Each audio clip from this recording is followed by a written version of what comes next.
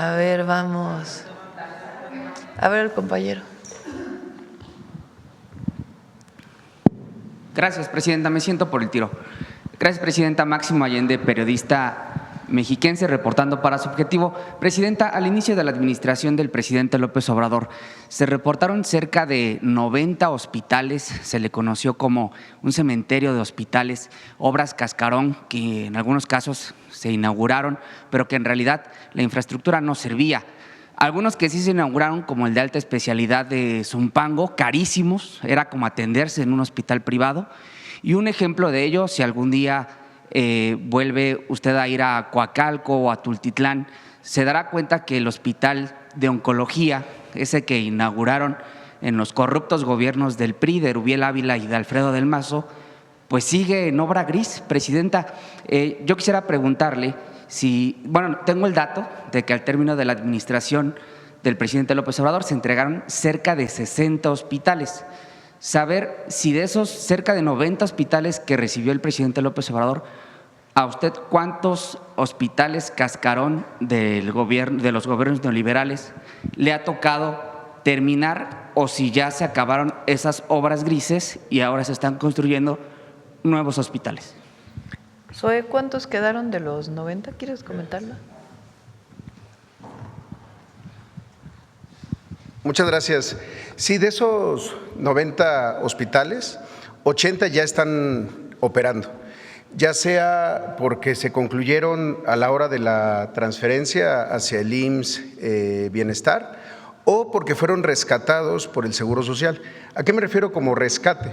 Un hospital abandonado de un gobierno estatal, pongo el ejemplo de Chihuahua, el hospital de Ciudad Juárez, allá en Chihuahua, iniciado y abandonado por el gobierno del estado con recursos federales del Seguro Popular. Desde noviembre del 24 está ya operando. Lo mismo hicimos en Campeche, un hospital materno-infantil del gobierno del estado, abandonado por los gobiernos de Campeche previos al gobierno de Laida Sansores, fue rescatado por el IMSS. Lo mismo estamos haciendo en Ticul, lo mismo hicimos en Jalisco, en Arandas, otro hospital abandonado, recursos estatales y sobre todo federales, que este era el problema.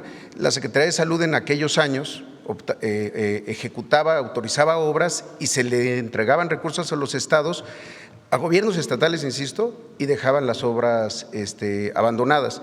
En este momento, de ese modelo de rescate, todavía estamos justo con el Hospital Oncológico de Catepec, que nos donó recientemente la gobernadora Delfina Gómez para que sea concluido, equipado y operado por el Seguro Social y con servicios universales gracias a este modelo de los servicios universales de salud.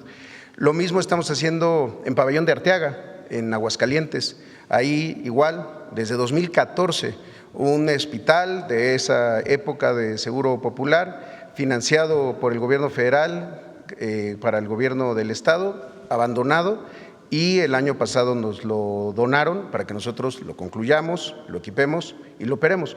Faltan de ese modelo cerca de 10, todos están ya intervenidos. Ahora, hay gobiernos estatales, sobre todo los que no se han federalizado, que puede ser que tengan obras abandonadas y que ellos deben de ocuparse de su conclusión. En estos casos, insisto, ha sido por motivación propia del Seguro Social que hemos identificado algún espacio, una obra, se hace una evaluación estructural para saber que no haya daños y en muchos casos, hay que decirlo también, es casi como iniciar de cero porque llevan a veces más de 10 años a la intemperie, entonces uno puede ver por fuera un edificio, pero por dentro ya no hay muchos, no tienen instalaciones eléctricas, sanitarias y les falta mucho también. Y no solo eso, muchos de ellos están muy mal construidos, entonces es prácticamente utilizar el terreno y en algunos casos alguna parte de la infraestructura, pero ya son cada vez menos e insisto, se concluyeron cerca de 80 entre todas las instituciones, otros que estaban emproblemados con juicios, en nuestro caso nos pasó en Acuña, en Pachuca, pero todos estos ya están no solo concluidos, sino que están operando. Gracias, director. Presidenta, anunció entonces que en los próximos días se publicará un decreto para crear el Servicio Nacional Servicio Universal de Salud. Servicio Universal de Salud. ¿Por qué un decreto, presidenta, y no una reforma constitucional para blindar hacia el futuro? Bueno, eventualmente, me imagino, dejará de gobernar la Cuarta Transformación y ya vimos durante 36 años o más de gobierno neoliberal que pues, la salud de los mexicanos no es una prioridad. ¿Por qué no blindarlo vía reforma, presidenta? Vamos por partes. Recuerden que hay 24 estados de la República que se incorporaron al IMSS Bienestar. Está por incorporarse el 24, que es Yucatán. Yucatán inauguramos el Hospital del Orán, que es el hospital, pues yo creo que más grande y más moderno del país, de América Latina. Está en los últimos detalles ya la Secretaría de la Defensa, los ingenieros militares que nos están ayudando. A mediados de mayo lo inauguramos. Y además, a partir de ese momento, se firma el IMSS Bienestar para Yucatán y todos los servicios de Yucatán serán gratuitos, porque en este momento todavía se paga parte de los servicios de salud. Los demás estados que no han querido incorporarse, pues no están incorporados al IMSS Bienestar, tienen sus propios servicios de salud estatal. Si ellos desean incorporarse al IMSS Bienestar, tienen que aportar recursos como lo han hecho los 24 entidades de la República. Entonces, vamos a iniciar la credencialización en estos 24 estados y estamos hablando con los otros gobernadores para que, aunque no se incorporen al IMSS Bienestar, pues sus servicios de salud estatales puedan entrar al Servicio Universal de Salud. Entonces, vamos por partes, es un decreto. Vamos avanzando para poder hacer la credencialización y el sistema y en la medida que vaya funcionando, pues ya hacia el final podemos hacer otro tipo de reformas jurídicas que permitan consolidar este sistema. Lo importante es que una vez que esté funcionando, pues ya no hay marcha atrás, porque va a ser mucho mejor que lo que tenemos en este momento. Presidenta, sobre este tema, ¿cuál es el beneficio directo para el usuario? La gente que ocupa los servicios de salud, de tener un servicio federalizado, es decir, de estas 24 entidades, a diferencia de los ciudadanos, de los mexicanos que en sus estados no se han adherido a este convenio del IMSS Bienestar. Más y mejor atención de la salud, así tan sencillo como es. Más, ¿por qué? Pues porque vas a poder atender a distintos lugares, no solo al centro de salud que te corresponde. Si viajas y no hay un centro, te enfermas y no hay un centro de salud del ISSSTE cerca, pues puedes ser atendido en cualquier entidad del sector salud. Y además se van a compartir servicios y van a mejorar, por lo tanto, los servicios. Y al mismo tiempo seguimos invirtiendo en salud para que no se cargue un sistema sobre otro, sino que todos los sistemas de salud vayan avanzando. Muy bien, presidenta. Ahora, si me permite otro planteamiento, el novelista Scherer Ibarra califica como cercanísima y excelente la relación que dice mantener con usted en las más de 27 menciones que hace de su persona en su más reciente novela. Al respecto, quisiera plantearle, presidenta, un caso de mal uso que se hace con dicha o presunta relación. Y por primera vez, Subjetivo tiene documentos que soportan estas versiones de extorsión y tráfico de influencias. Si me permite, le expongo el caso. Un despacho de abogados vinculado a Julio Scherer prometió una empresa internacional ensambladora de vehículos y motores pesados que, de hecho, al día de hoy sigue siendo proveedora de vehículos pesados en su gobierno, en dependencias como Guardia Nacional, Defensa y Marina, un servicio de asesoría y gestoría administrativa para darle un cauce favorable al trámite de dicha empresa ante la defensa en la asignación de un contrato. Sin embargo, en la documentación a la que tuvimos acceso, se da cuenta que dicha licitación se ganó sin una anormalidad.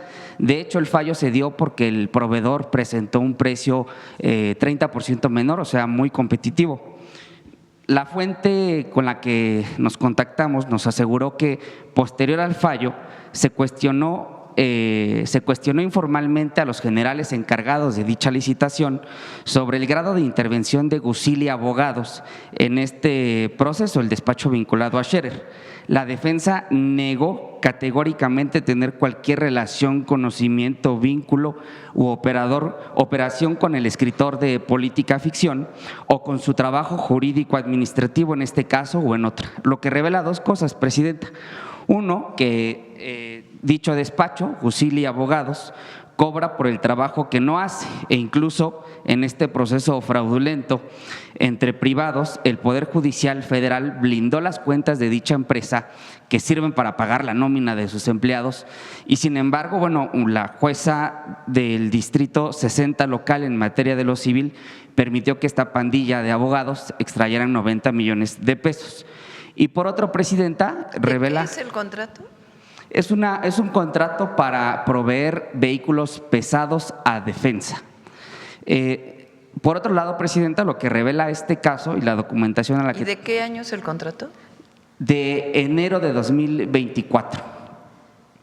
Por otro lado, Scherer Ibarra aún estaría lucrando con la sombra de un cargo que alguna vez tuvo, el de consejero jurídico. Presidenta, en su último libro, insisto, Scherer refiere tener una extraordinaria relación con usted y la califica de excelentísima. La relación, por supuesto. En este caso, un proveedor de su gobierno, que incluso ha ganado otros contratos, no sigue ganando contratos con Guardia Nacional y Marina, está siendo huachicoleado judicialmente de sus cuentas por el despacho vinculado al novelista en este convenio millonario con Sedena, bajo la promesa de agilizar el trámite. La pregunta es concreta, Presidenta. ¿Julio Scherer sigue manteniendo alguna influencia en su gobierno o en el renovado Poder Judicial actual que le permita actuar pues así, con esta impunidad? A ver, yo lo contestaría en tres niveles, ¿no? Primero, estos contratos de los que hablas, que los revise la Secretaría de Anticorrupción y Buen Gobierno y las propias instituciones para poder dar la explicación de cuándo se dieron estos contratos, qué monto tienen y qué servicios dieron y cómo se contrataron, si fue por una adjudicación directa, si fue por licitación. Entonces, que las instituciones hoy mismo puedan dar la información o en el momento que la tengan, pero de preferencia pues esta semana para que se pueda dar toda la información referente a los contratos y nos das los datos de los contratos para que pueda ser transparentado. Si hay algún mal procedimiento y tiene que entrar la Secretaría Anticorrupción o algo malo, pues que proceda y sancione como debe sancionarse. Eso es lo primero relacionado con estos contratos o con cualquier contrato en nuestro gobierno que pueda tener una presunta irregularidad. Nosotros no toleramos la corrupción. Eso tiene que quedar muy claro y no hay impunidad. Se actúa de manera preventiva por la Secretaría Anticorrupción y Buen Gobierno y en el momento en que se conoce de inmediato se sanciona y se remueve al servidor público que presuntamente cometió alguna irregularidad. Entonces eso es lo primero. Con este contrato o estos contratos y cualquier contrato que pudiera haber alguna interpretación. Segundo, sobre si Julio Scherer o cualquier persona tiene alguna influencia para contratar en mi gobierno, no solo ni Julio Scherer, ni mis hijos, ni mi marido, ni mis amigos, ni nadie, absolutamente nadie que haya sido cercano a mí o que sea cercano a mí, tienen instrucción todos los servidores públicos de no recibir absolutamente a nadie. Afortunadamente mis hijos se dedican a otras cosas, mi madre tiene una carrera académica y mis familiares no participan de ninguna manera en acciones de este tipo. Pero si llegara a ocurrir, tienen instrucción de no recibirlos. Nadie. No puede haber ninguna influencia de ningún tipo para ninguna contratación en el gobierno. Ninguna. Ni la hago de manera personal, ni oriento a quién se debe contratar y tiene prohibido cualquier servidor público hacer una contratación vinculada con alguna sugerencia o alguna recomendación. Todo debe hacerse de manera transparente. Y lo tercero, no veo a Julio Scherer desde que entré al gobierno de la República. En algún momento fuimos cercanos, pero ahora, pues como ustedes podrán comprender, pues hay muchas personas, muchas, que ya no veo, porque uno en este puesto, pues tiene uno pocos amigos, vamos a decirlo así. Entre otras razones, porque así debe ser. Guardo mis amigos de la primaria, nos escribimos en chat, porque fuimos a la misma primaria y platicamos, pero tengo muy claro que mi principal tarea, además de ser madre de mis 2 hijos y abuela, es la presidencia de la República y el movimiento que representamos, y que la coherencia, la consistencia y la honestidad deben probarse en todo momento, en todo momento. Entonces, ese es lo que puedo contestar. Alguna vez, ya en algún momento les puedo platicar. Yo conocí, afortunadamente, es una de las grandes recuerdos que tengo de mi vida, a don Julio Scherer García, que por cierto no le gustaba que le dijera don Julio. Un hombre extraordinario que por cierto acaba de, si viviera, habría cumplido 100 años. Un personaje extraordinario, no solamente un gran periodista, un defensor de la libertad de expresión, luchó contra Echeverría en los tiempos aquellos de la represión, de la verdadera represión, y donde no había libertad de expresión, y fundó la revista Proceso después, que hoy Proceso es otra cosa, también hay que decirlo. Proceso ha cambiado mucho. Uno de mis primeros trabajos, además de repartir volantes, fue repartir la revista Proceso los domingos.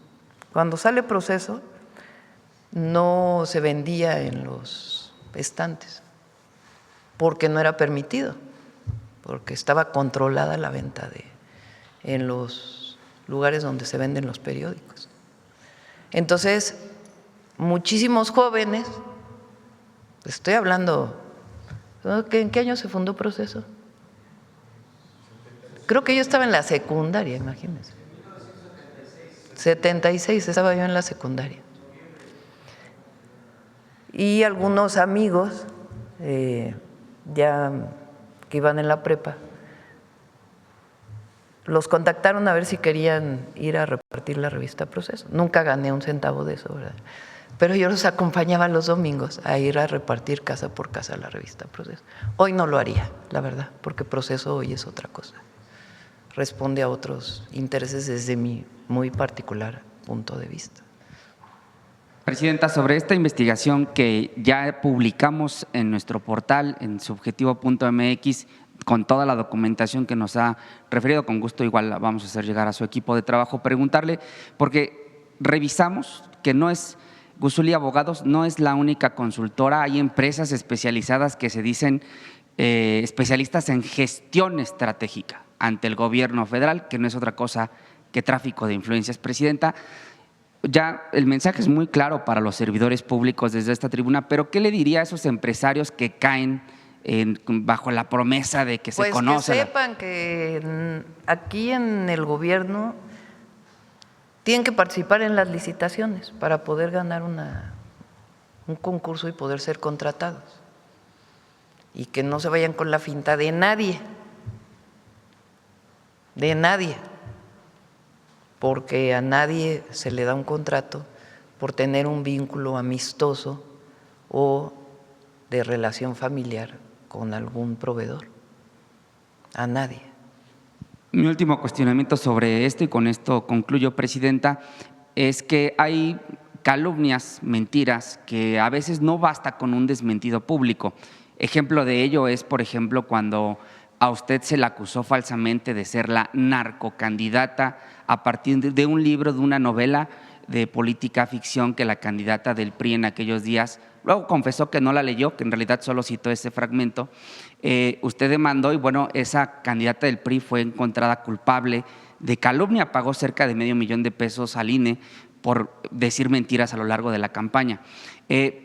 Mentiras así son las que se dicen en este libro de este novelista, de este pues, descubrimiento, ¿no?, de escritor Julio Scherer Ibarra, quien afirmó severas, digamos, señalamientos en contra de quien fuera el vocero del presidente, hoy su coordinador de asesores. Su coordinador de asesores ha dicho que toda vez que no hay ni un solo elemento para probar el dicho de Scherer, sorprende porque se dice es abogado, no logra probar su dicho en su texto, va a recurrir a instancias jurisdiccionales, bueno, pues para salvaguardar su reputación. ¿Usted ve bien que estas mentiras que se han dado en escritos como este libro se terminen de dirimir, que sea el Poder Judicial quien diga, mintió señor, usted tiene que poner ahí un desplegado, como sucedió con Anabel Hernández contra Pati Navidad, que la editorial tuvo que poner ahí un comunicado, un mensaje, un descargo de responsabilidad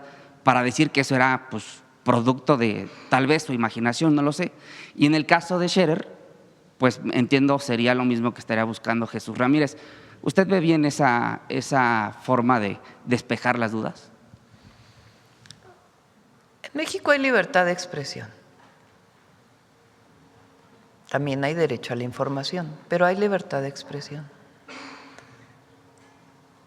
Cada quien decide de manera personal si frente a una calumnia, alguna mentira, presenta una denuncia civil. Es una decisión personal.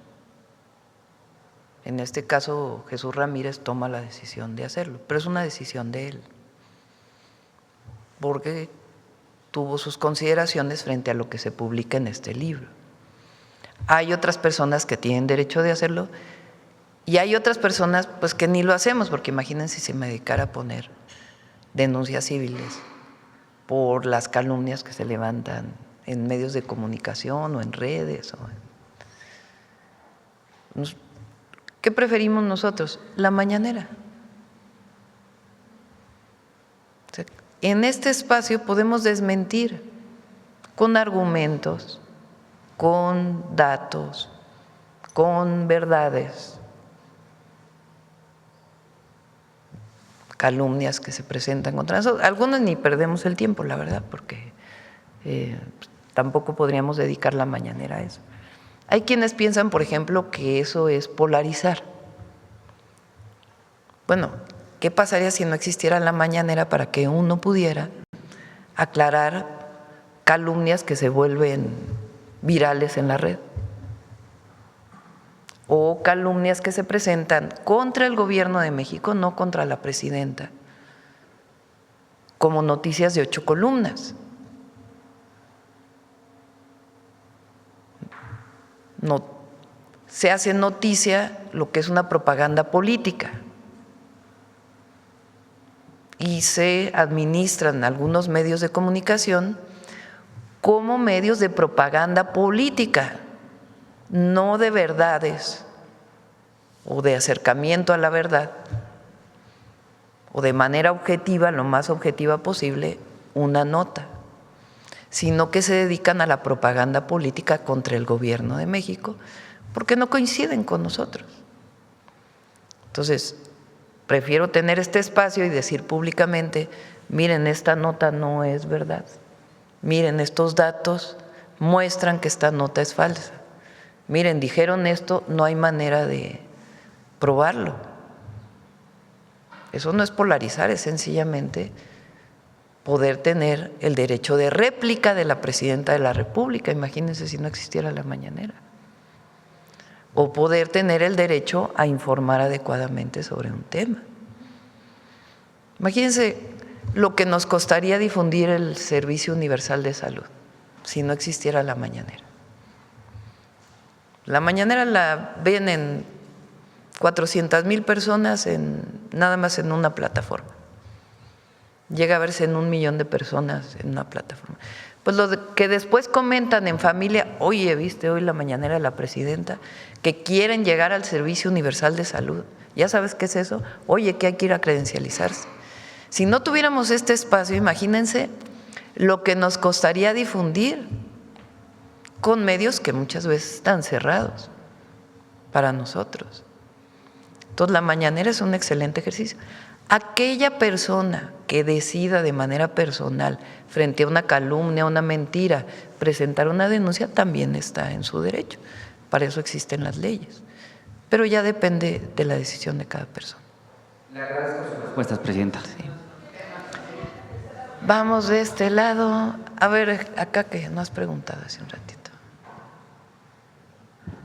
¿Qué tal? Muy buenos días a todos y a todas. Juan Hernández de Diario Basta, Tabasco Hoy, Campeche Hoy y Quintana Roo Hoy de Grupo Cantón. Sobre lo que es la credencial, ahorita, bueno, ha respondido una parte, pero sí ahorita estuve recibiendo algunos mensajes de precisamente de estos estados que no están afiliados al sistema IMSS Bienestar. Tienen esa duda de, pues sí quieren ellos de manera legítima acceder a este servicio de universalización de salud. Entonces, por un lado, preguntar ellos cómo le pueden hacer. Segundo, bueno, ya hablaron de adultos mayores, pero pues cómo serían las etapas, pues serían adultos mayores, serían niños, serían jóvenes, cómo sería este proceso de credencialización. Y sobre todo, cuando se habla del proceso de credencialización, ¿de cuánto se está hablando de ahorros o en este caso de todos estos recursos que se perdían precisamente en toda esta tramitología que dejaron estos gobiernos anteriores y que, bueno, digamos que cada sistema de salud representaba, pues, para esos gobiernos precisamente un negociazo, ¿no? Ahí está el caso del Seguro Popular, ¿no? Entonces, ¿qué tanto se ha ahorrado? Y digamos, todo este recurso excedente, ¿cómo ha sido repartido? ¿Quieres, Ariadna, contestar cómo va a ser el proceso? Gracias, presidenta. Como lo comentamos, vamos a ir de grupo de edad en grupo de edad. Este primer grupo es de 85 años y más, que representa cerca de 1 millón de personas, más sus cuidadores que podrán registrarse, estamos hablando de 2 millones de personas. El siguiente grupo de edad va a ser de 70 a 85 años, pero lo vamos a ir informando cada que se abra el mes para que se vayan preparando. Decía que vamos a informar 15 días antes para que se organicen y en mayo, por ejemplo, vamos a ir avanzando en el siguiente grupo de edad. La población, en términos demográficos, se ensancha en ciertas edades y nuestra capacidad mensual de registro es de 7,5 millones.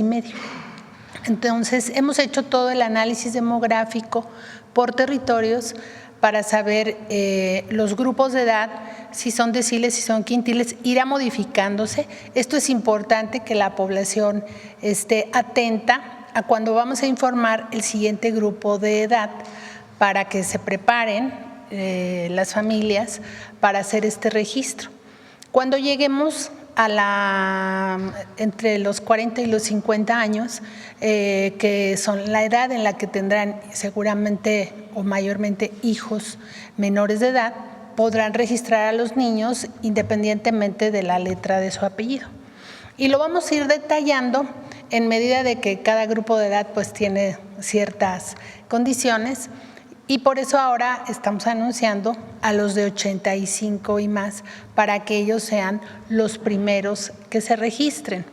Que la familia les ayude a buscar sus documentos, que el cuidador, cuidadora, el hijo, la hija, los nietos, que además desde aquí los convocamos a que los ayuden, los acompañen y también preparen sus documentos para hacerlo en una sola visita al módulo.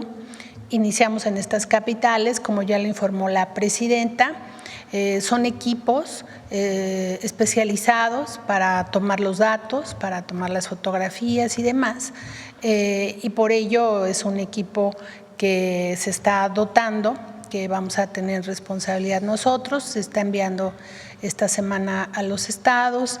Tenemos ya, como informa la presidenta, varios meses trabajando en esto.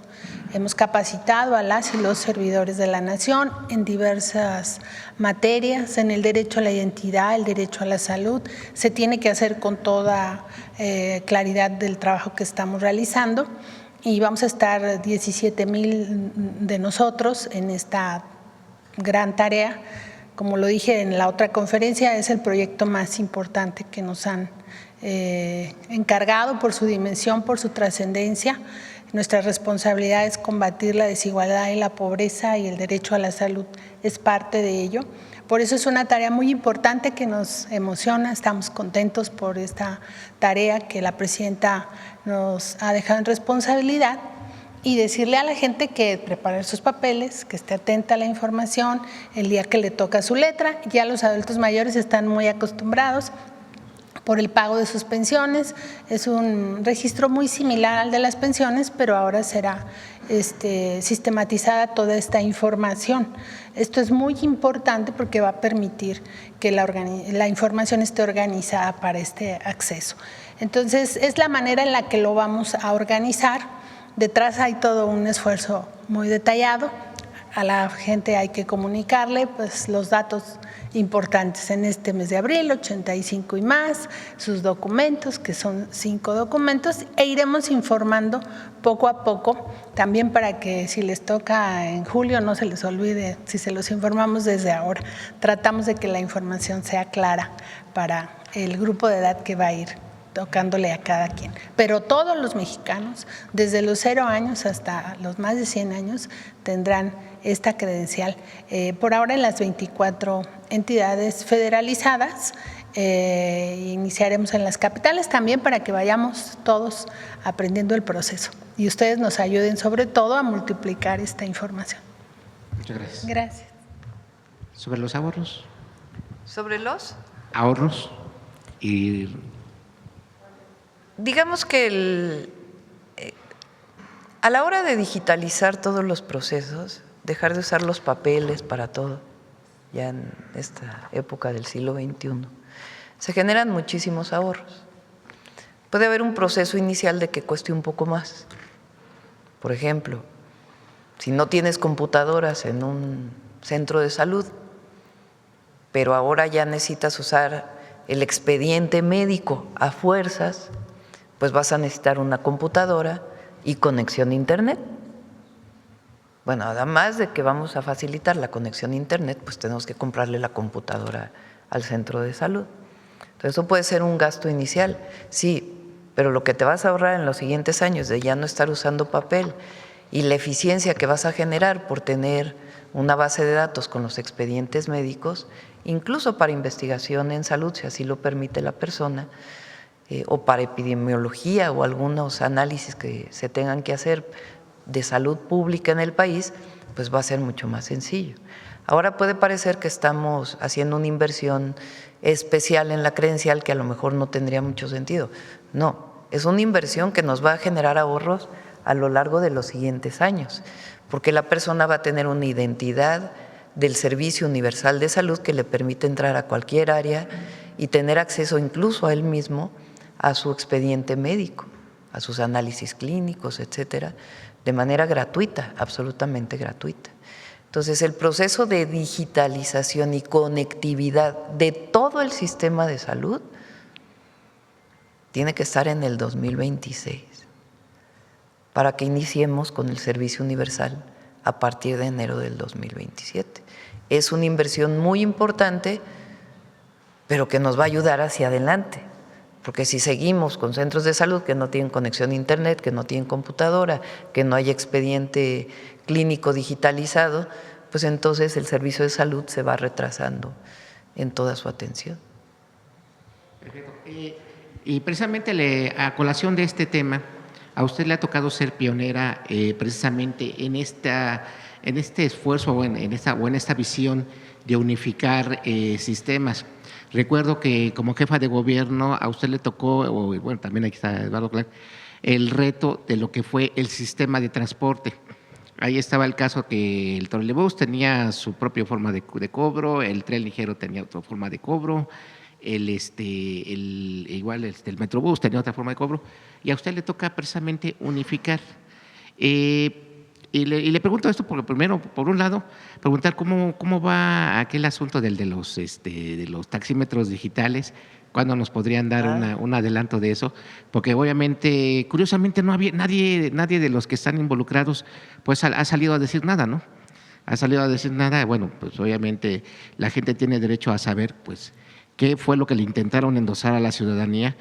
Y también recuerdo que precisamente a la hora de que a usted le tocó hacer precisamente esta unificación, y bueno, la importancia también de la tecnología, de la digitalización, ustedes habían descubierto que en el caso de del tren ligero, pues había ya hasta máquinas por fuera ahí que estaban ahí haciendo cargas, cargas piratas, ¿no? O sea, realmente le tocó desarmar todo un entramado de corrupción. Y bueno, ¿qué otras cosas más descubrió en esa gestión pues de Miguel Ángel Mancera? Hay que decirlo con lo que es, ¿no? Le tocó esa situación bastante complicada, que no la compartió pues, a los Fíjense que cumplimos. voy a irme todavía más atrás por la importancia de lo que estamos haciendo. El expediente clínico, el modelo del expediente, ¿qué es el expediente clínico? Nombre, lugar de nacimiento, edad, soy alérgico a quién sabe qué, en tal año me operaron, fui hace 2 años con el médico y encontró que tenía esto, en fin, todo ese expediente clínico, si está de manera digitalizada, pues facilita toda la operación de un sistema de salud o de un servicio de salud.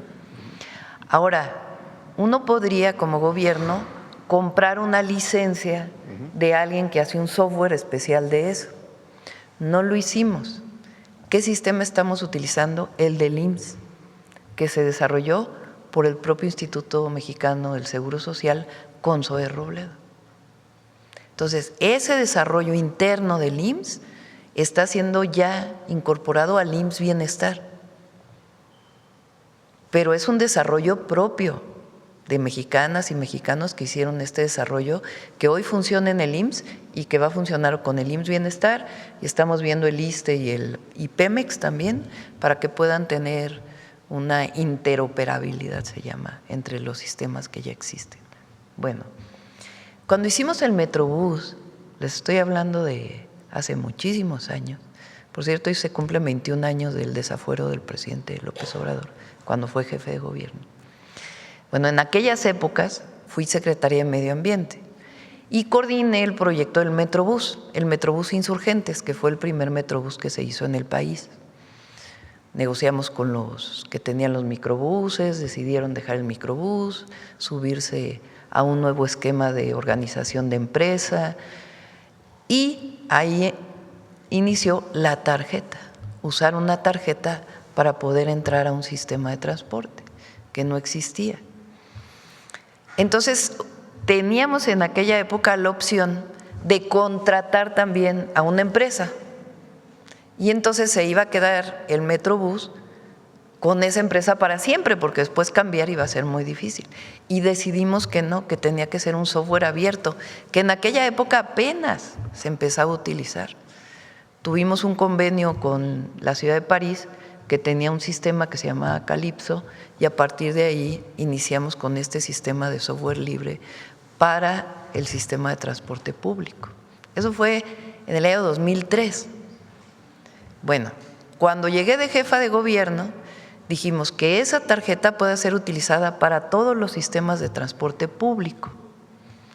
Entonces se usa para el metro, se usa para el Metrobús. Decían que no se iba a poder acabar con el boleto del metro, terminamos con el boleto del metro, eso ya le tocó a Martí Batres terminarlo en el 2023, ¿no? El cierre del 2023.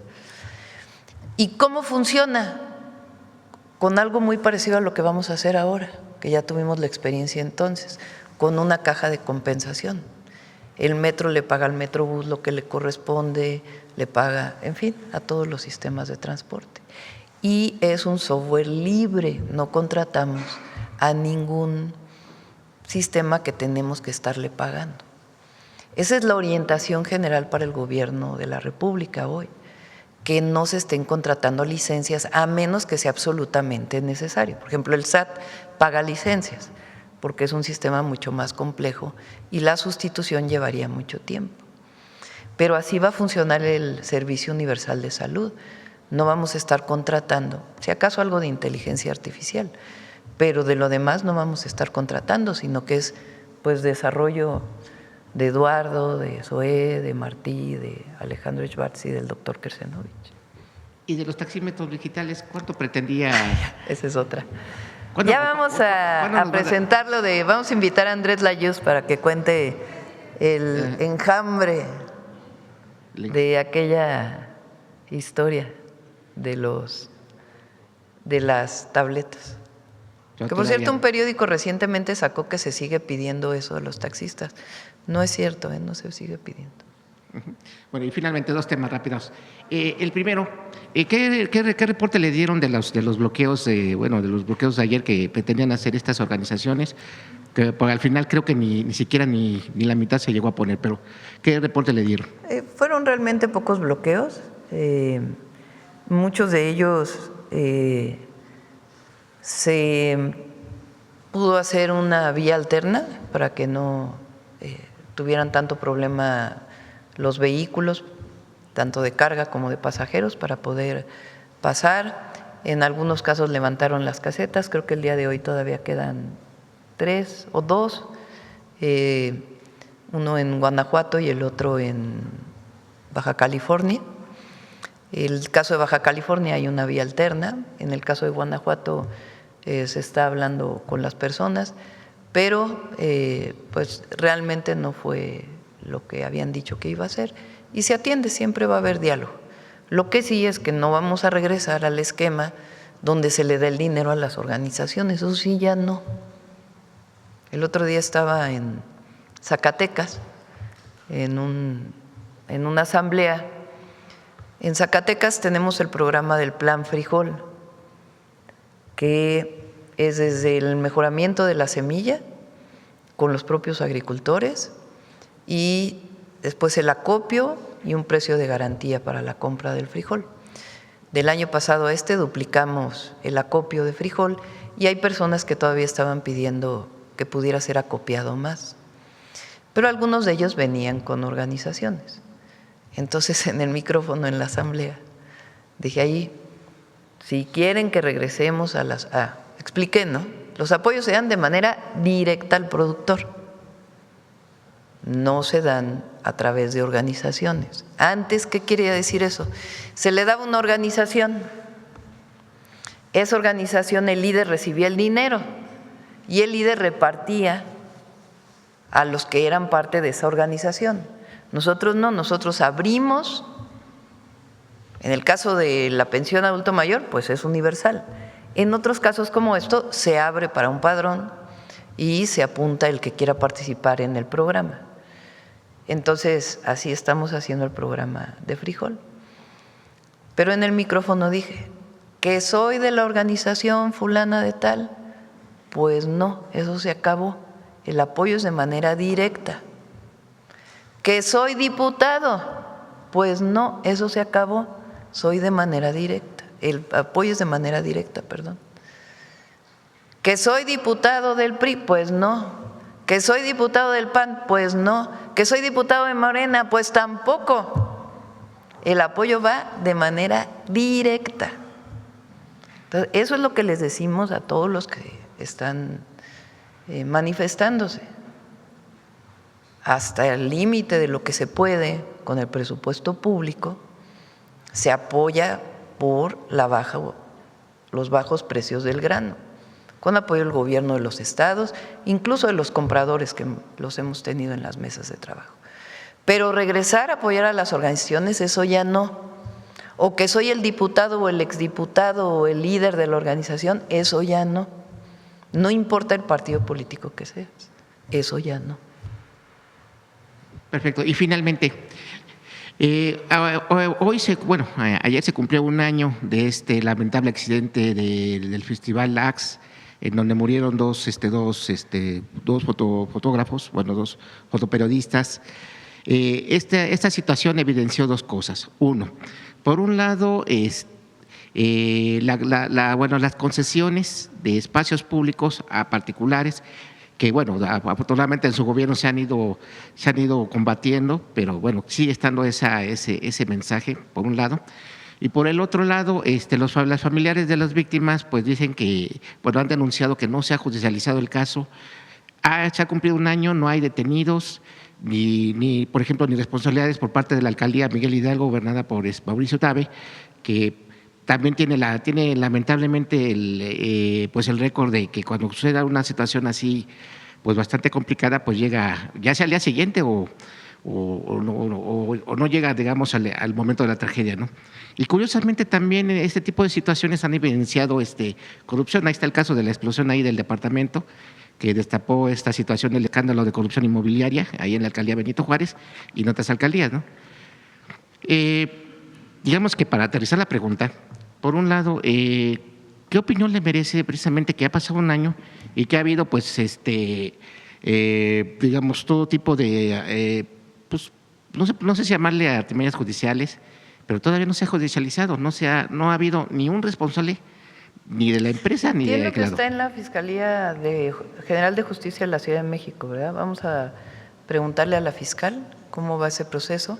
En el caso administrativo se les quitó la concesión, la recuperó el gobierno federal y lo administra la Secretaría de Cultura, que se encontró un esquema similar al Auditorio Nacional para poder administrar el espacio.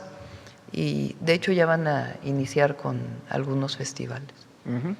Y bueno, pues sería eso nada más y pues bueno, sería muchas gracias. Gracias. Bueno, vamos de este lado y luego de este. Vamos con, a ver. ¿Alguien tiene la información de los fueros de Sonora? Sí, adelante, doctor. De los fueros de Sonora hay 10 personas que resultaron afectadas, 6 de ellos fallecieron, 2 han sido dados de alta, 2 permanecen hospitalizados, uno de ellos en estado de gravedad.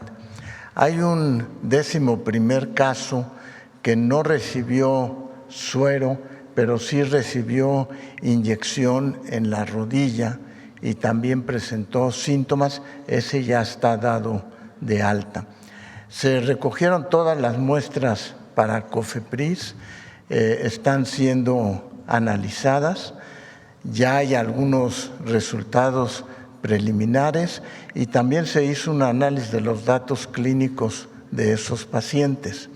Lo que tuvieron fue en ocasiones un avance muy rápido de síntomas y llegaron a tener hasta 2 días de sobrevida algunos de los pacientes. De las muestras que se han obtenido, más bien de los exámenes de laboratorio que se alcanzaron a hacer en algunos de ellos, lo que se tiene es una evidencia de que a lo mejor existe alguna contaminante bacteriana, porque tuvieron cifras de glóbulos blancos muy altos y coagulación intravascular. Son fenómenos que se asocian a sepsis. Entonces, estamos en espera de los resultados finales para poder hacer un análisis, porque es una práctica que existe desafortunadamente en muchos sitios, de que cuando alguien se toma demasiado alcohol o alguien se siente cansado, se conecta en algunos de esos sueros. Y lo que nosotros estamos esperando es tener los resultados para hacer un llamado a la población, primero, de que acuda a sitios que tengan un registro sanitario en forma. Segundo, que también comprendan que muchos de esos sueros no van a servir para nada, porque lo reciben con sus vitaminas y la orinan ese día y se van. Y también se está analizando qué tenían esos sueros, porque no nada más fueron mezclas de vitaminas, sino de algunas otras sustancias, e incluso en algunos casos se anunciaron como células madre que obviamente no van a servir. Entonces el llamado, el análisis de estos casos es determinar por qué se debieron, pero además poder nosotros hacer un llamado a la población general de que tenga cuidado en la administración de estos, porque igual ocurre con muchos otros productos. Sí, la clínica se clausuró de inmediato. se aislaron todos. No tuvimos los datos al principio porque la Fiscalía recogió todos los expedientes del caso. Sí, la clínica está clausurada y lo que nos interesa es la medida preventiva al resto también de la situación. Tampoco todavía podemos saber, porque se está haciendo el análisis, si fue el suero, si fue el contaminante, qué ocurrió, y pues lo que les pido es un poco de paciencia para poder tener toda la información y entonces poder realmente analizar qué fue lo que sucedió. ¿Perdón?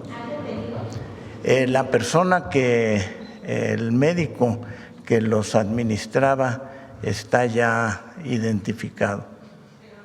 Está prófugo, ¿no? No sé exactamente, no quisiera especificar si está o no. Lo que sí les puedo decir es que está plenamente identificado el sitio, y no todos ocurrieron en el sitio de la clínica, sino que muchos de esos sueros se preparaban y se aplicaban en domicilio. Sí, tenía registro como médico y el sitio estaba autorizado.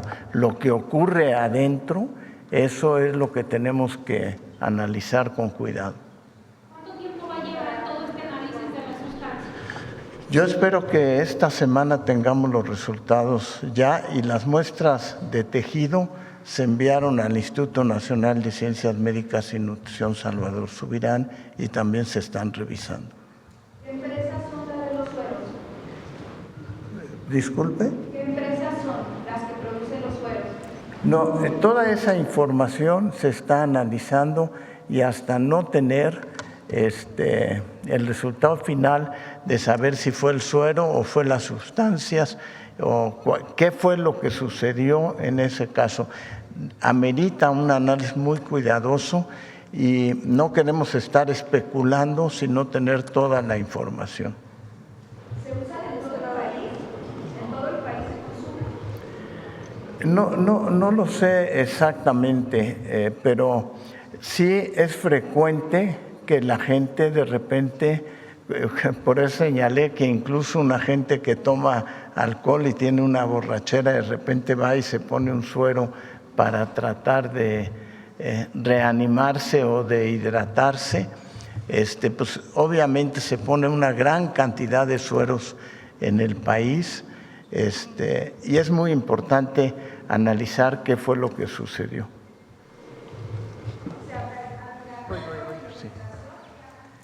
Está parte de la Fiscalía del Estado de Sonora haciendo la investigación. Ellos tienen sus propios peritos y en el caso de la Secretaría de Salud, pues están interviniendo para analizar a partir de COFEPRIS qué fue lo que ocurrió realmente y a partir de ahí deslindar responsabilidades y hacer todo lo que se tiene que hacer administrativamente para poder cancelar desde la clínica hasta quienes suministraron los distintos insumos, hasta la parte ya penal que le corresponde directamente a la Fiscalía. Y vamos a seguir informando en cuanto tengamos mayor información. Bueno, de este lado. Gracias, presidenta. Buenos días. Nancy Flores, de la revista Contralínea. Buenos días a todas y a todos.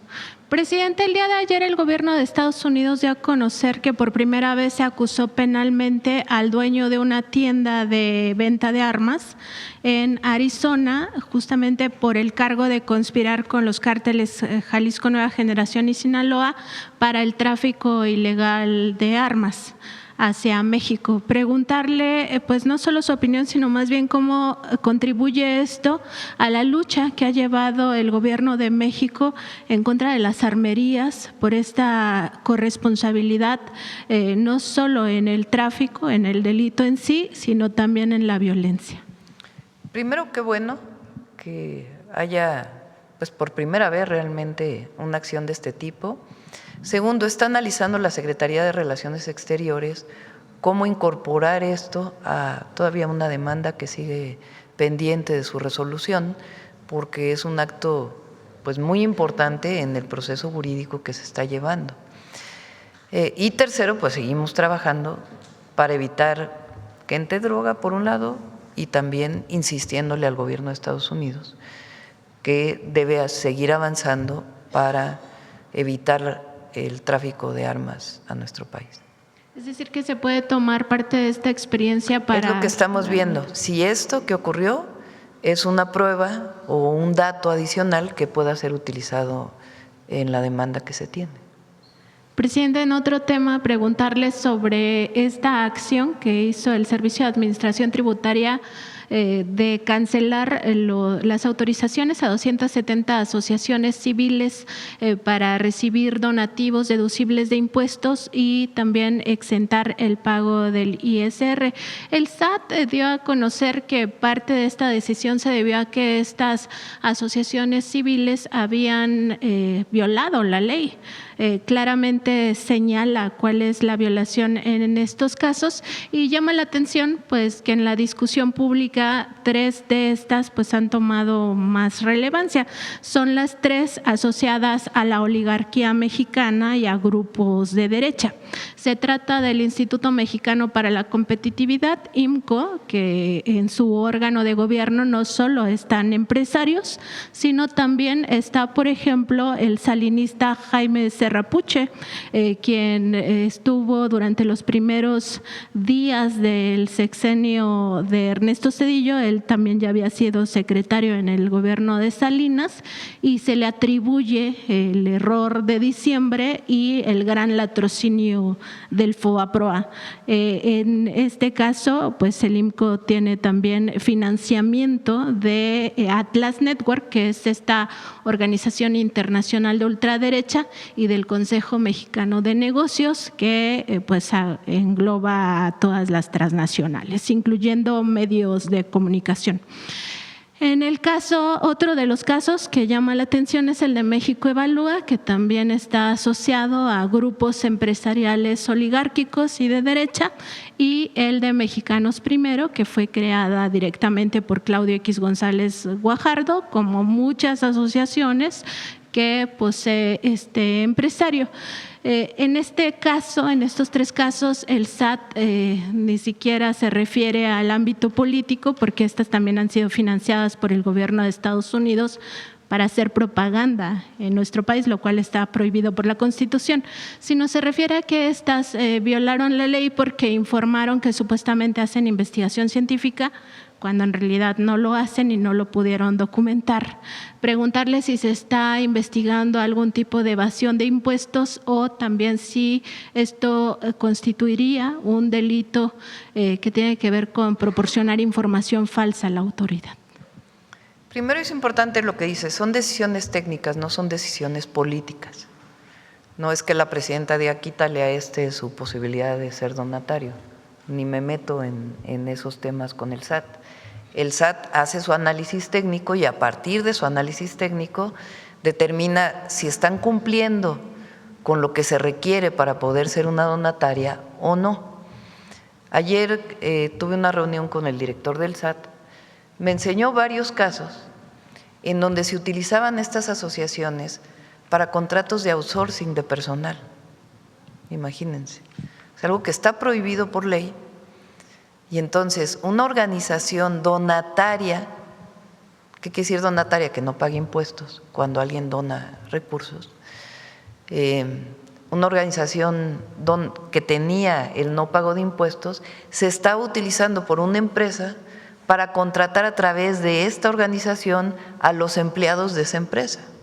O sea, hay casos de esos, hay casos que no pudieron demostrar que en efecto hay investigación científica, y hay otros casos que tienen otras fallas. De todas maneras, tienen la posibilidad de ir con el SAT para que el SAT les pueda explicar cuál es el análisis que se hizo de manera técnica y qué se está violando para poder acceder a ser donatario, a no pagar impuestos por una donación de recursos que se hace. Y debe garantizarse que no hay recursos extranjeros y otras limitaciones o reglamentos que están establecidos claramente en una organización que la donación después de no pagar impuestos. Hay personas, salió incluso una nota en uno de los medios de que producto de esta situación iban a quedar millones de mexicanos en el desamparo. Si hay alguna situación en alguna organización que se dedica a atender problemas especiales de niñez o de algún grupo vulnerable en la sociedad y que quiere ir con el SAT a demostrar que hubo algún problema, tiene el derecho y la puerta abierta. Pero hay muchas otras que en realidad estaban utilizando este esquema pues para no pagar impuestos. Entonces, esa es la razón de lo que hizo el SAT. Y que se aclare que en realidad no es que se les prohíba las donaciones, simplemente que ya no es a costa del erario. Se pueden hacer donaciones, mantienen su asociación civil, el asunto es que ya no se descuentan los impuestos de esta donación. Presidenta, sobre este tema, entonces, ¿estarían por hacer una investigación mucho más profunda acerca de las fundaciones y asociaciones civiles que son utilizadas por grandes contribuyentes o por transnacionales para evasión de impuestos? Es un trabajo que se viene haciendo desde, por lo menos desde el gobierno del presidente López Obrador. Hubo un año en que se quitó la característica de donación a cerca de 400 empresas, no recuerdo, o 400 asociaciones civiles del gobierno del presidente López Obrador. El año pasado fueron 286 que no cumplían. O sea, son un número importante.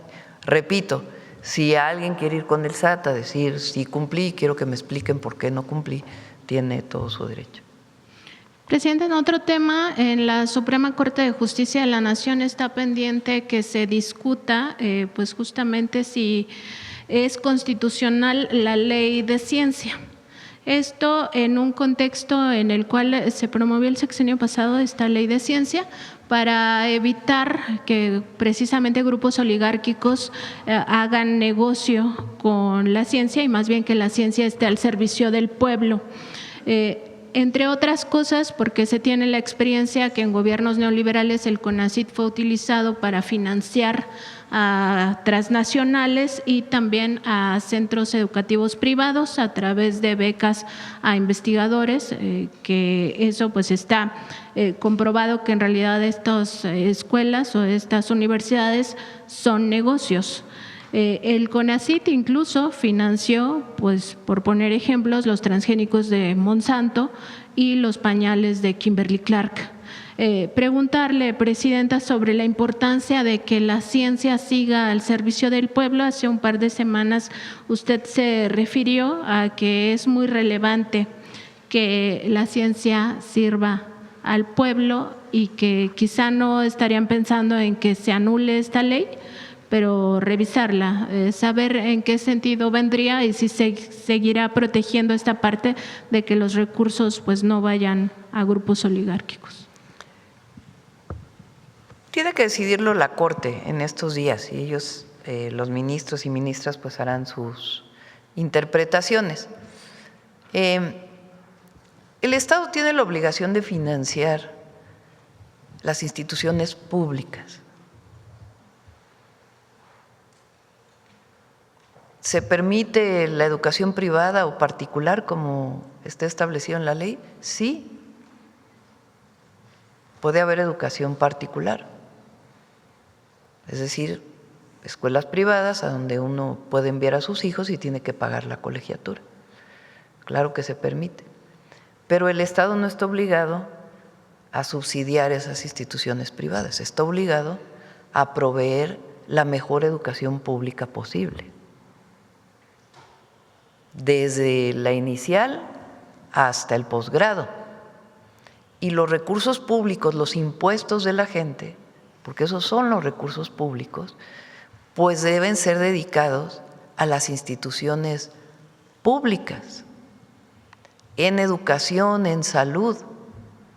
Parte del problema del Seguro Popular es que financiaba instituciones privadas también. Entonces, nuestra concepción, nuestra visión es que el recurso público va a lo público, a la investigación científica, a la docencia de universidades, de institutos politécnicos, de institutos tecnológicos, de preparatorias, de educación media superior, de secundaria, de primaria, de preescolar. Pero financiar instituciones privadas, pues eso es lo que es cuestionable. Entonces, en parte este es el tema de la Ley de Ciencia y Tecnología que está hoy, que se aprobó en el periodo del presidente López Obrador y que está hoy a debate en la Suprema Corte de Justicia de la Nación. Porque la visión fue esa, se financia lo público.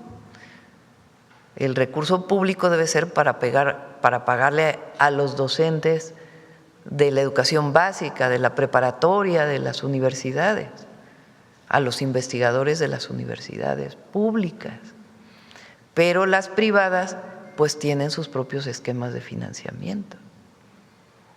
Entonces, ese es pues una diferencia entre el modelo previo, que veía lo privado como lo óptimo, e incluso los recursos públicos para financiar lo privado, que claro que hay banca de desarrollo para financiar proyectos, pero la banca de desarrollo da créditos, no da un subsidio como tal.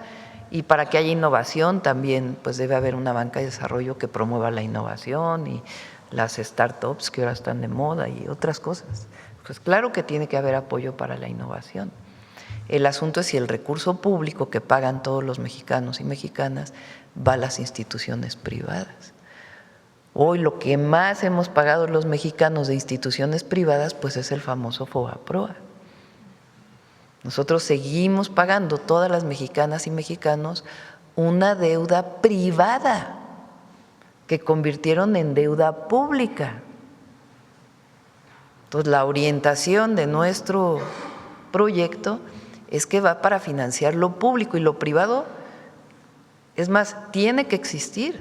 Bueno, la iniciativa privada es indispensable que exista en nuestra sociedad, indispensable, pero es iniciativa privada, no es pública. Entonces, esa es la gran diferencia, ¿no?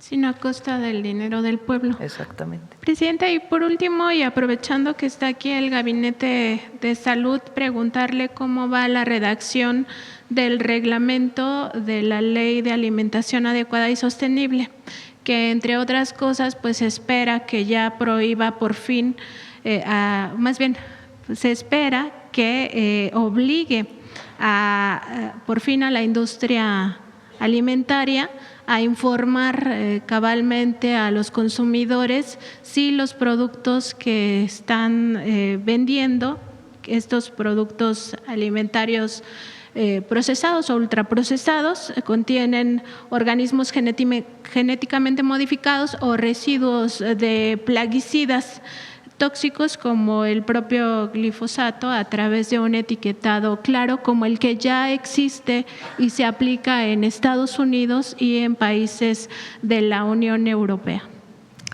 Tenemos ahí un debate interno todavía de algunos temas, pero no sé cuándo, alguna fecha. Si quieren, en la próxima conferencia de salud podemos platicarlo con todo detalle de cómo va esa ley, cuáles son algunos temas que todavía se están discutiendo, para poder pasar pues a la siguiente etapa.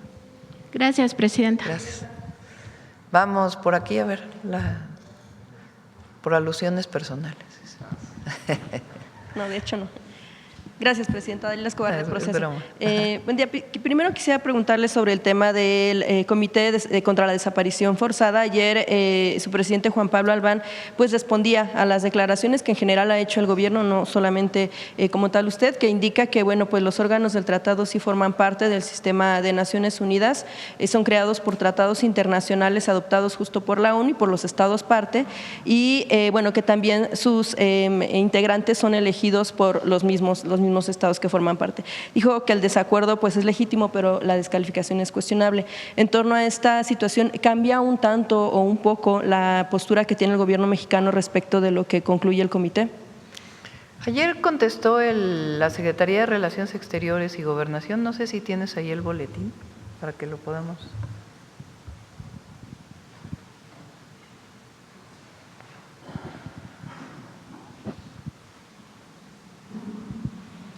No, el boletín de Secretaría de Relaciones Exteriores dio una respuesta allí.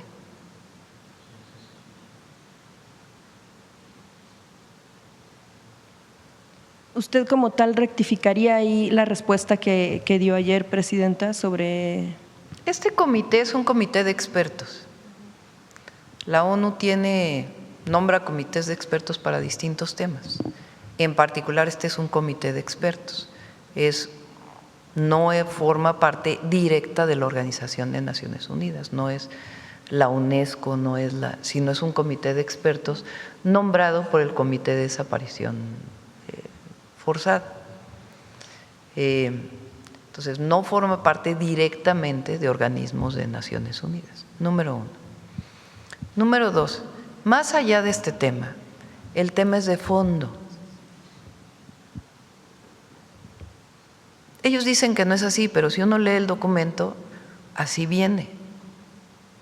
Ellos utilizan un análisis del 2009 al 2017 en 4 estados para extrapolar hasta el 2025. No toman en cuenta distintas observaciones que se generaron por parte de la Secretaría de Gobernación y por parte de la Secretaría de Relaciones Exteriores al borrador del documento que fue enviado. No tomaron en cuenta ninguna de las observaciones. Para nosotros, las desapariciones, y así lo presentamos en el informe, particularmente en México y creo que en el mundo entero, porque así está catalogado incluso por Naciones Unidas. Una cosa es la desaparición forzada generada desde el Estado, que fue lo que ocurrió en México en la llamada Guerra Sucia. El Estado mexicano, a través de la Federal de Seguridad y otras instituciones, secuestraban gente, las torturaban y después las desaparecían, sin ninguna información a sus familiares. Era una práctica del Estado mexicano, como fue la práctica en Argentina, como fue la práctica en Chile, como fue una práctica en Uruguay. El Estado, después de los golpes militares, aquí no hubo necesidad de un golpe militar, lo hacían los gobiernos civiles, secuestraban gente que no coincidía políticamente con el gobierno, cuando en realidad, si hubieran cometido un delito, deberían de haber sido juzgados como cualquier persona en un juicio y haber tenido acceso a un juicio. Y fueron muchos desaparecidos políticos. Es el Estado mexicano o el Estado de otro país quien perpetra este delito. Esa es una cosa. Incluso Naciones Unidas dice, hay organizaciones como las Guardias Blancas que se utilizaron un tiempo también en México o algunos otros grupos organizados desde el Estado que no forman parte del Estado mismo quienes cometen estos delitos. Esa es la desaparición forzada del Estado. Nosotros separamos en dos lo que presentamos aquí. Lo que ocurrió en aquellas épocas, eso ya no ocurre en México.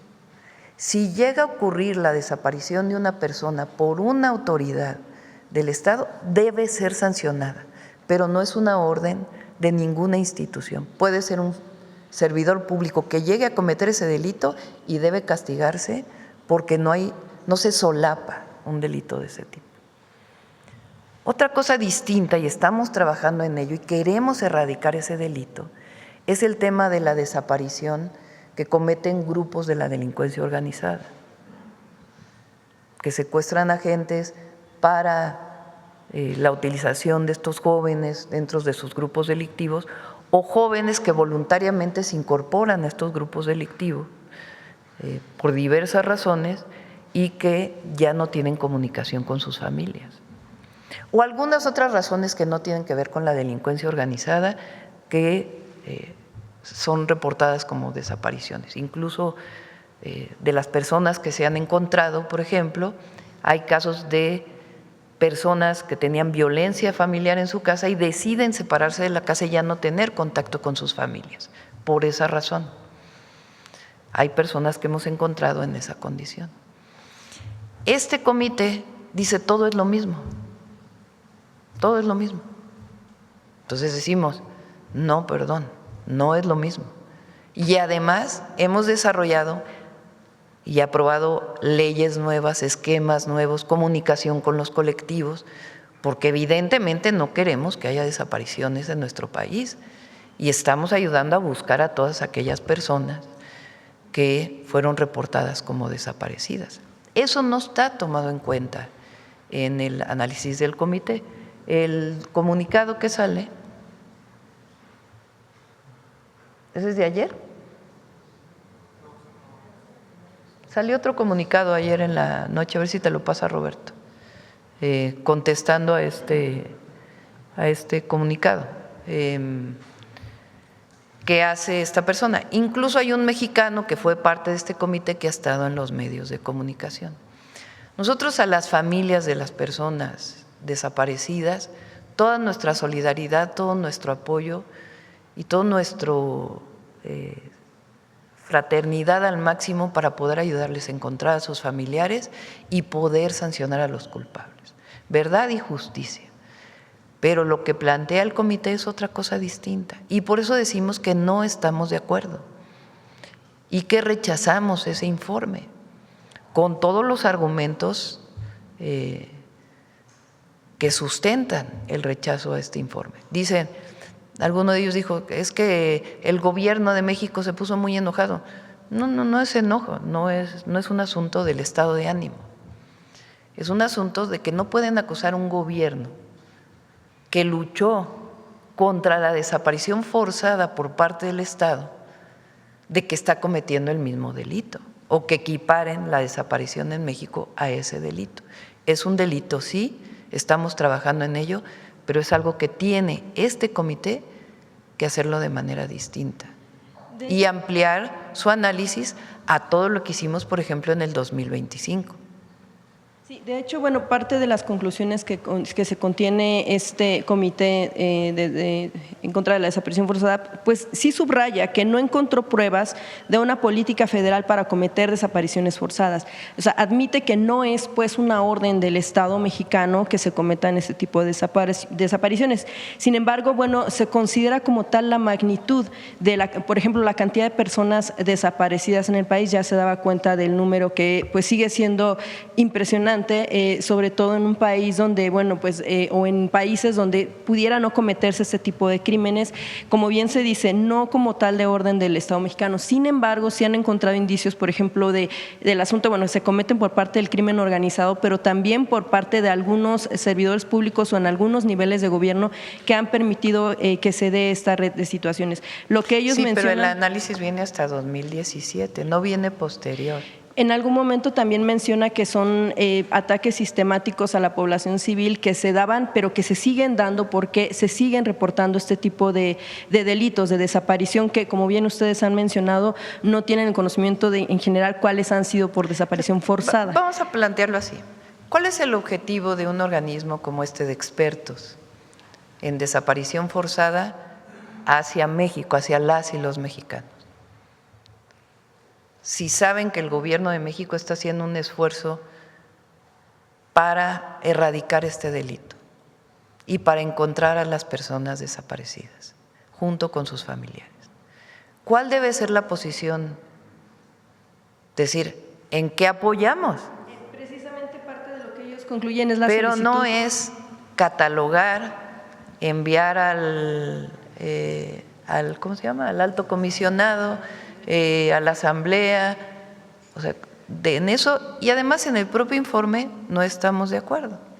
Ahora, podemos traer aquí a Roberto, a la Secretaría de Gobernación. Arturo Medina estuvo ayer en los medios de comunicación, que es el subsecretario de Derechos Humanos, a poder explicar y desmenuzar todo el reporte para poder decir, miren, en esto no estamos de acuerdo y por qué no estamos de acuerdo.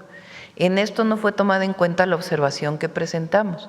Ellos pueden dar una conferencia para explicar con todo detalle por qué este documento no es aceptado por el Gobierno de México. Y hay suficientes argumentos. Ni queremos negar la situación porque la estamos atendiendo. Tan es así que hasta modificamos leyes y estamos cerca de los colectivos. Lo que no estamos de acuerdo es hacia dónde quiere llevar este documento y cómo es redactado y cómo es orientado todo este documento. y con gusto les pedimos que hagan una conferencia de prensa para que puedan explicar con todo detalle el documento y cuáles son los puntos del documento en los que definitivamente no se coincide. Presidenta, también precisamente uno de los puntos que ya tenía en mente preguntar es, el comité habla de que solicita justo medidas para proporcionar cooperación técnica, apoyo financiero y asistencia especializada que México podría requerir para las operaciones de búsqueda, análisis forense, investigación exhaustiva de estas desapariciones. Es precisamente lo que usted está mencionando. Sí, precisamente es justo, o bueno, es justa el objetivo de solicitar a la Asamblea Pero no solo General. eso dice el reporte, dice muchas más cosas. Si lo único que concluyera el reporte fuera cómo apoyamos, bienvenido, adelante, aun cuando no estemos de acuerdo en algunos temas. No, el documento tiene otra orientación, de llevar al Consejo de Naciones Unidas este tema en contra del Gobierno de México. Entonces eso ya es otra cosa. Cuando el Gobierno de México, si algo ha estado haciendo, pues es atender este tema. Entonces, tenemos una excelente relación con el representante en México del Alto Comisionado de Naciones Unidas. La Secretaría de Gobernación lo ha incorporado en todas las reuniones con colectivos, le ha dado los informes que tenemos y otras organizaciones de Naciones Unidas que nos están apoyando en el informe, participación, incluso ahora en la forencia que estamos buscando mejorar y dedicar mucho más recursos para ello, para que puedan identificarse los cuerpos que lamentablemente no están identificados. Todo eso lo estamos trabajando con Naciones Unidas. En particular, este documento de este comité, desde nuestro punto de vista, tiene otra orientación. ¿Cuál sería la orientación? Bueno, ya queda en la conferencia de prensa. Por lo pronto nosotros decimos, no estamos de acuerdo con este documento y nada más hay que leer las conclusiones para saber que no están reconociendo el esfuerzo que está haciendo el Gobierno de México para ello. Entonces, a la solicitud de estas medidas de apoyo para el Gobierno mexicano, ¿usted estaría de acuerdo en que México las podría recibir? Nosotros estamos en contacto con el representante en México del Alto Comisionado de Naciones Unidas, estamos en contacto, ahí se presentó en el informe de desaparecidos, las organizaciones o las áreas de Naciones Unidas con las que estamos trabajando de manera muy cercana para que nos ayuden en distintos temas. Incluso la propia Fiscalía General de la República ha tenido reuniones con el representante del Alto Comisionado en Naciones Unidas en México. O sea, trabajamos con Naciones Unidas, con muchísimos de sus organismos, en particular este comité de expertos, que no es precisamente una de las organizaciones de Naciones Unidas, emite un documento que cuando uno lo lee es evidente pues que tiene otra orientación, que es criticar al Gobierno de México, esencialmente, y llevar una posición a la Asamblea General de Naciones Unidas que nosotros consideramos que, dado que estamos atendiendo el tema, pues no tiene cabida. Y la manera en que estructuran el informe, pues tiene muchas debilidades. O sea, ¿se admitiría, Presidenta, que independientemente pues, de las conclusiones con estas cuestiones en contra pues, del Gobierno mexicano que se menciona, las desapariciones forzadas en México sí pudieran considerarse un crimen de lesa humanidad? Es que es distinto. Un crimen de lesa humanidad, dicho por las Naciones Unidas, es aquel que se perpetra desde el Estado. Así está la definición, no es una definición mía. En manos de crimen organizado por cuestiones también de colusión. Es que no es lo mismo.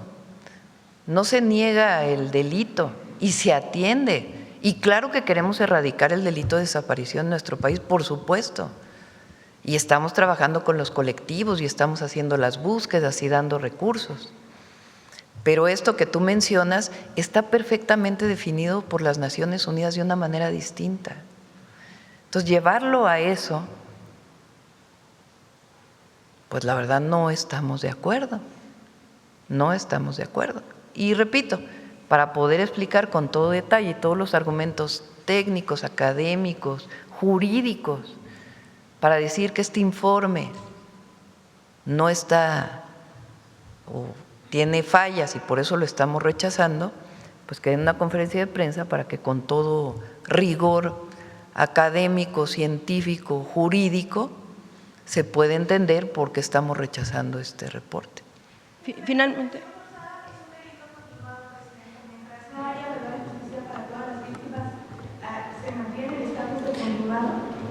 El crimen de lesa humanidad es otra cosa definido por Naciones Unidas.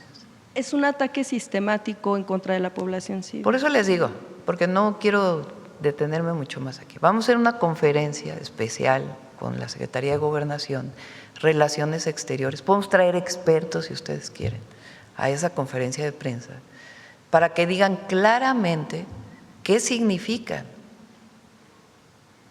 lo que viene aquí en este documento y por qué el Gobierno de México lo está rechazando de manera absolutamente responsable. Y a las víctimas y a los familiares de las víctimas seguimos con ellos trabajando y buscando a sus familiares, pero la orientación de este documento es otra. Por último, sobre este mismo tema, llamó la atención parte también del posicionamiento del Gobierno de la Ciudad de México, que en un comunicado se menciona que, entre otras cosas, esa conclusión sirve para intereses injerencistas y el uso político de ese informe para promover una agenda de vulneración de la soberanía de México y del derecho internacional, esto llevado a la Asamblea de las Naciones Unidas. ¿Usted coincide con este planteamiento? Bueno, no leí el documento del Gobierno de la Ciudad de México. Lo que yo puedo decir es por qué rechazamos el documento, este informe. O sea, ¿cómo es que se envía una serie de observaciones al borrador y este comité ni siquiera se toma el tiempo para hablar con el Gobierno de México y decir, a ver, enséñame las observaciones, qué nuevas cosas tienes, qué es lo que están haciendo, cómo lo incorporamos antes de tomar sus propias conclusiones?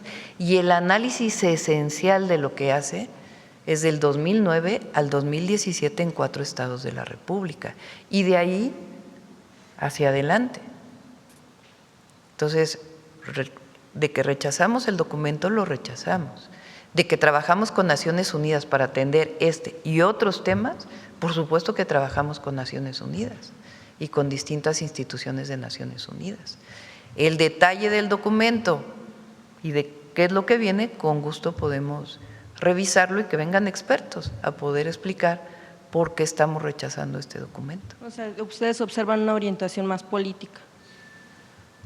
No entendemos por qué esta extrapolación, por qué la extrapolación de crimen de lesa humanidad, cuando el gobierno está actuando. Si no estuviéramos actuando, estuviéramos cruzados del brazo, no nos importara, no reconociéramos que hubiera una situación como esta, no hubiéramos hecho leyes que modifiquen, fortalecido instituciones, atendiendo a las familiares. Si no hubiéramos hecho nada, bueno, pero ¿por qué no hay un reconocimiento de este comité de expertos de lo que ha venido haciendo el Gobierno de México? ¿Por qué no hay un reconocimiento de que por primera vez se instaló una comisión de búsqueda, cuando en los gobiernos hasta el 2017 no lo había? ¿Por qué no dice que algunos de esos gobernadores de esos estados incluso están detenidos? Uno de ellos acusado de desaparición forzada, ya en la fiscalía actual.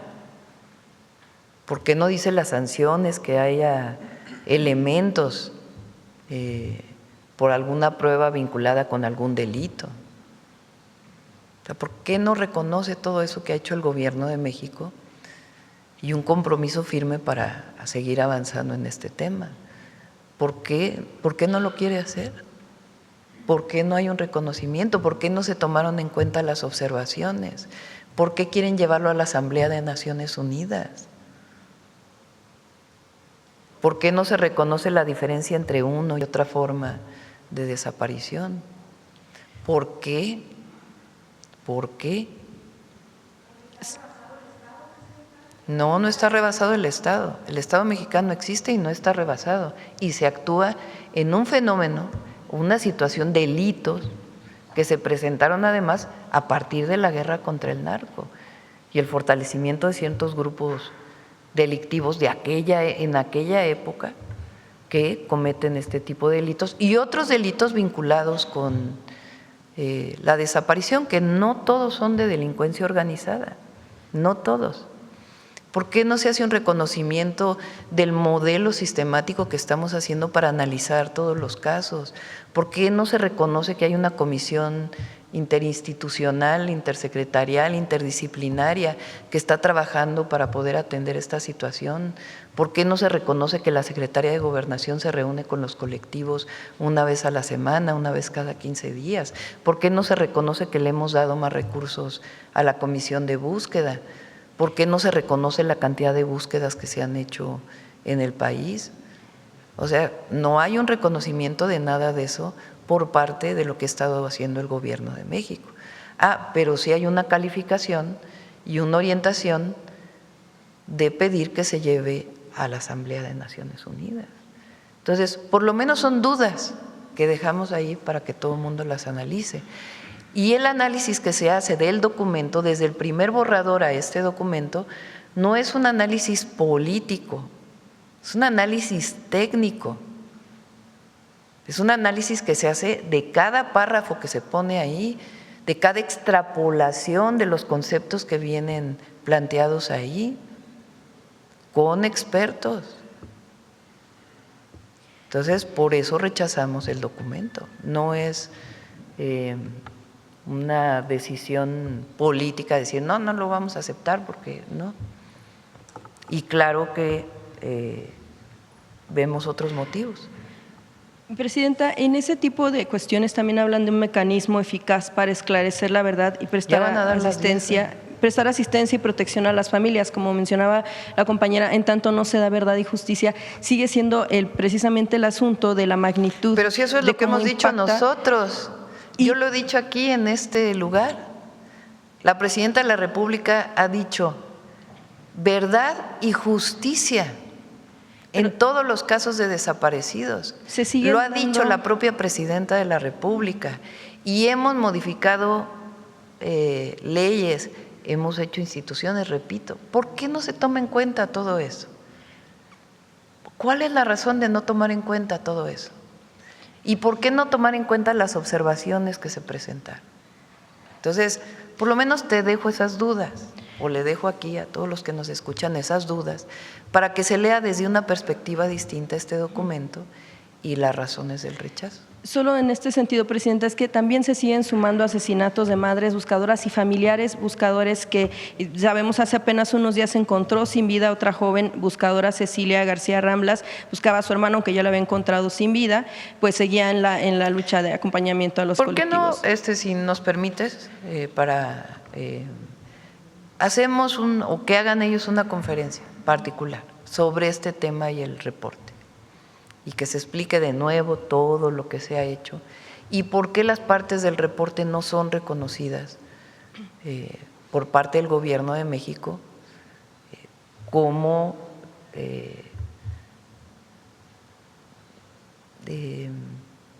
con sustento técnico.